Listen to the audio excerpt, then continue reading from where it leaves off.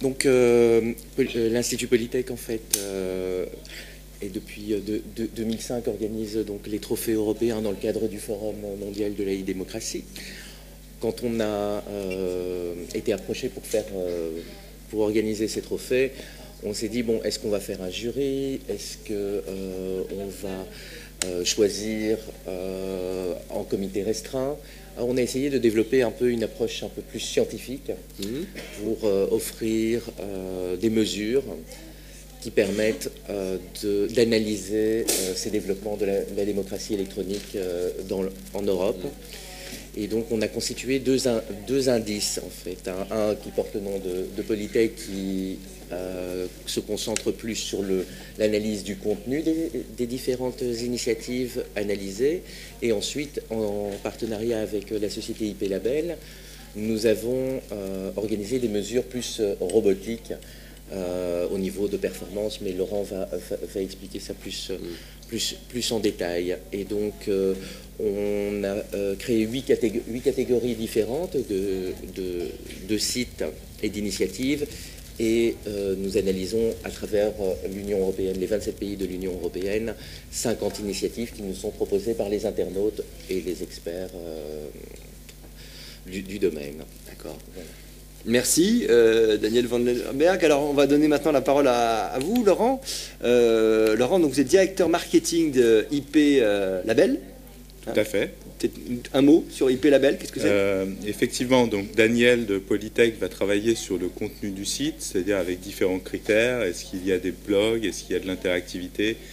Tous les critères liés au site lui-même. Et nous, IP Label, on va travailler sur quelque chose qui est assez original, c'est s'assurer que finalement l'internaute, l'administré, l'utilisateur va avoir une bonne expérience autour de ce site. C'est-à-dire qu'on va vérifier qu'au-delà du contenu du site, qu'il soit en France, en Espagne, partout en Europe, quelle que soit sa localisation, quel que soit son type d'accès, il va pouvoir bénéficier de tout le contenu qui aura été proposé, développé par le site dans de bonnes conditions.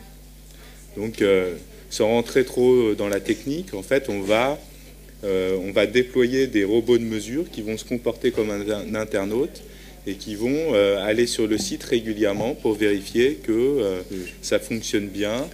Donc là, je vous provoque un peu, hein, mais c'est le robot qui a choisi Tommy Robinson ou c'est vous?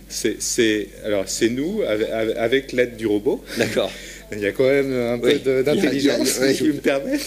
J'imagine. Mais c'est vrai que le site de Tony Robinson a obtenu une très bonne note, c'est-à-dire qu'il a montré qu'il était accessible dans de très bonnes conditions partout en Europe, et y compris dans des zones reculées, avec des accès et également pas débit.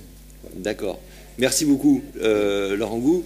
Alors, Tony Robinson, c'est quand même pas mal d'être à la fois honoré par un robot de performance et par des hommes. Je trouve que là, franchement, c'est un prix européen qui se mérite. Est-ce que vous pourriez nous raconter un petit peu comment ce projet est venu à l'origine, comment c'est parti? Bon, tout d'abord, je suis très frappé par cet honneur, c'est énorme. J'en apprécie. Je dirais que notre mission est très simple, c'est l'ouverture et la transparence, expliquer ce que nous faisons, ce qui sont parfois des travaux faits dans des circonstances qui manquent de transparence, de facilité à comprendre. On essaie de montrer pour un maximum ce qu'on fait, comment nous contacter pour nous parler. Et un de nos objectifs, c'est d'engager le citoyen dans ce débat, ce qu'on fait à travers, comme on a dit, les différents forums dans les différentes langues. Il ne faut pas oublier qu'en Europe, on a 23 langues officielles et on a un gros problème de communication à ce niveau-là, de base, sans entrer dans le détail des propositions européennes et la loi et la législation. Donc, nous utilisons plusieurs plateformes pour avancer ce débat avec les citoyens, présence dans les médias sociaux, évidemment. Récemment, on utilise énormément Twitter, qu'on trouve très efficace pour engager les gens. Et le résultat de cela, par exemple, c'est que l'audience pour notre site web a doublé dans un an.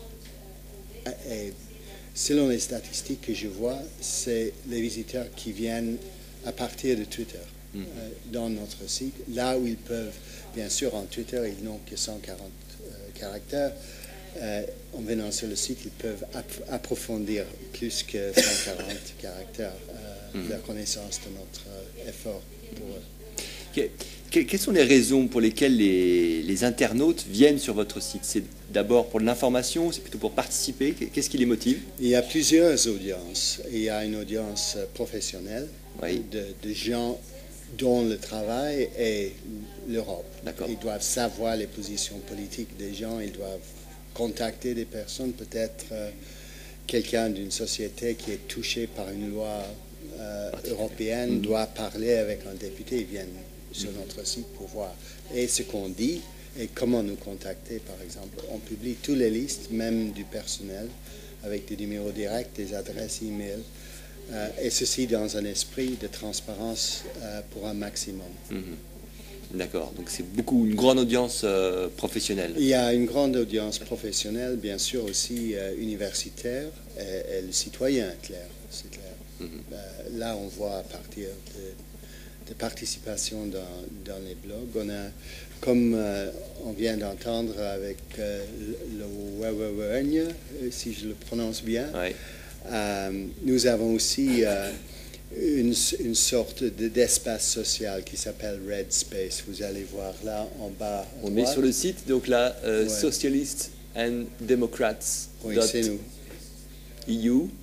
Voilà, un beau site, c'est bien fait. Merci. Donc, chaque fois que vous venez, vous allez voir quelque chose de différent. C'est une page d'accueil dynamique.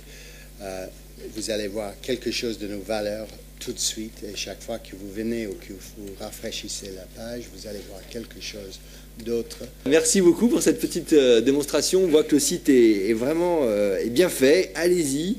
Si vous vous intéressez à l'Europe, même peut-être au sens large aussi, je pense que la vocation de ce site, c'est bien sûr les professionnels, mais peut-être même d'élargir encore un petit peu plus les échanges, les informations, les débats. Bravo encore Tony Robinson. Merci.